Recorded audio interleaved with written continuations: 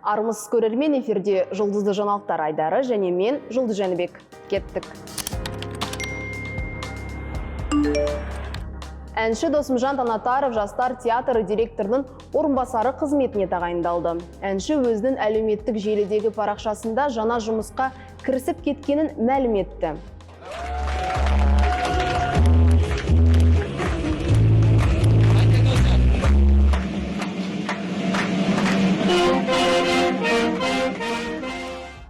Еске салсақ, бұған дейін әнші президент оркестрінде 20 жыл қызмет етіп, майор шенімен зейнетке шыққанын хабарлаған болатын.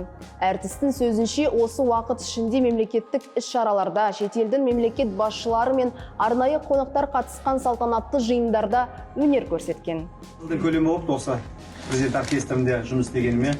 Мен арнайы Тараздан осында арнайы шақырумен оркестрге 2000 жылы осы күздің кезінде жұмысқа кіргем. Содан бері ешқайда жылдамай осы оркестрде қызмет істеген екен. Пенсияға шыққан адамға жұмыс бермеу керек қой. Жастар қаңғырып жүр, жұмыс таппай. Дұрыс емес қой бұл. Бәсе, атқа мініп әрі-бері шаба бермей жұмыс жасасайшы. Құтты болсын Досымжан аға. Сәттілік тілеймін. Сәбит Әбдіхалықов Инстаграм парақшасында Алтынай Жорабаевадан туған қыздарымен түскен суреттермен бөлісіп, қалың көпшілікті таң қалдырды. Белгілі актер әнші жарымен ажырасып кеткелі, перзенттерімен біраз уақытқа байланысты үзіп алған болатын. Оны Жорабаеваның өзі берген сұхбаттарында растады. Алайда бүгінде әкесі мен қыздарының қарым-қатынасы жақсара түскен көрінеді. Оған Әбдіхалықовтың желіге жариялаған фотолары дәлел болмақ. Желідегілер олардың қайта қауышқанын аса қатты қуанып, өз жылы лебіздерін білдірген екен. Әкеге қыз керек, қызға әке керек. Әке шешен ажырасса да әкенмен араласып, ақылдасып бірге бос уақытты өткізіп тұру керек. Уақыт емші деген осы. Уақыт келді, жолықты балалармен. Қызының көзінде мұң бар. Қыз бала іштен ойлайды бәрінде. Сәбит, сізді құрметтеймін, ақылдысыз, аман болыңыз. Отандық танымал әнші Ерке Есмахан коронавирус пандемиясына қарамастан ай сайын шетелде демалуды әдетке айналдырған көрінеді. Жақында ғана Дубай қаласынан елге оралғанына қарамастан тағы да шетелге шығуды жөн көрген.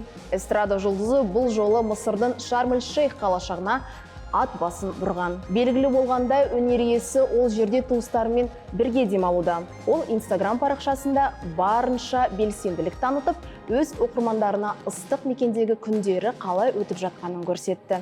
Желі қолданушылары әртістің тағы да шетелге шыққанына қатысты қандай пікір білдіргенін бірге білейік. Қандай керемет, бәріміз үшін демалып қайтыңыз. Шетелге барып, елге вируспен оралады бәрі. Қорқпайсыз ба, коронавирус жұқтырып алам деп? Ұят қайда? Тыртитып не киіп алғансыз, Ерке ханым? Қаншама жеткіншек қыздар қарап отыр сізді. Дұрыс, бірақ рет өмір сүреміз. Жағдай болса қолданып алып, демалып алу керек қой. Айқын Төлепберген мерекелік кештерге тыйым салуға түбегейлі қарсы екенін жасырмады. Өнер иесі думанды тойларды белгілі бір заңдылық бойынша ұйымдастыруды ұсынды. Оның айтуынша, карантин режиміне қарамастан халық өз қуаныштарын жасырын түрде тойлатып жатыр. Тоқтатқаннан гөрі оның ақырындап шектеуменен ақырындап жақсы бір заңдылықпен жасау жағын қарастыру керек деп ойлаймын. Себебі бәрібір қазір тойлар болады. Әнші кинотеатрлар мен сауда орталықтарын ашық екенін, алайда неліктен халықтың қуанышына рұқсат жоқтығын түсінбей әлек. Халық бұған қалай қарайды, білейік. Айқын ақша тапсын деп вирустың өрбуіне жол беріп қарап отырамыз ба? Адамдарды ойламайсың, өз қалтаңды ойлап тұрсың ғой, ә? Дұрыс емес қой ол, Айқын. Дұрыс айтып жатыр. Қаншама той иелері көп көлемде айыппұл салынып жатыр. Тойдың мүлдем тоқтату мүмкін емес. Сондықтан бір жүйеге енгізген дұрыс. Мөлдір Әуелбекова Инстаграм желісіндегі жеке парақшасында қателігін түсінген жандарға қатысты жазба жариялап, елдің қызу талқысын тудырды. Әнші дер кезінде кешірім сұрай білу аса маңызды екенін алға тартты. Желі қолданушылары шоу-бизнес өкілінің сөздеріне қосылып, оны қолдай кетті. Сонымен қатар желідегілер әншінің жазба соңындағы кештім деген сөзі кімге арналғанын біле алмай әлек болды. Олар Әуелбекованы сұрақтың астына алып, оны кім ренжіткенін білуге тырысты. Сізбен толықтай келісемін. Өмірді ренішпен өткізудің орнына қатеңді түзе. Бұл жазбаның астарында бір нәрсе бар секілді. Кім ренжітіп жүр сізді? Дұрыс айтасыз, Мөлдір ханым. мейірімді болайық, кешірімді болайық.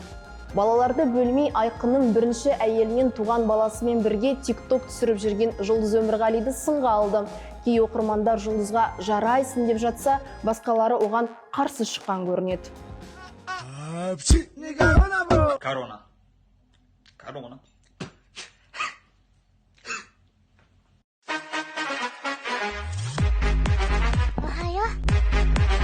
Чё? Молодец, Жұлдыз, умница. Бұл осындай отбасыларға үлгі ғой. Баламен бірге бала болып видео түсірген несі жаман? Молодец болса болсын, бірақ ол күшті актриса ғой. Қайдан білейік? Қойындарш, прямо Жұлдыз молодец деп. Бәрі өтірік көз бояу ғой. Актриса нағыз. Біреудің өмірін талқылап, өсектеуге шаршамайды екен адамдар. Бүгінге осы арнамызға жазылып үлпілдеріңізді аямай, өз ой-пікірлеріңізді қалдыруға ұмытпаңыз. Жақсы жаңалықтар көп болсын. Келесі кездескенше сау болыңыздар.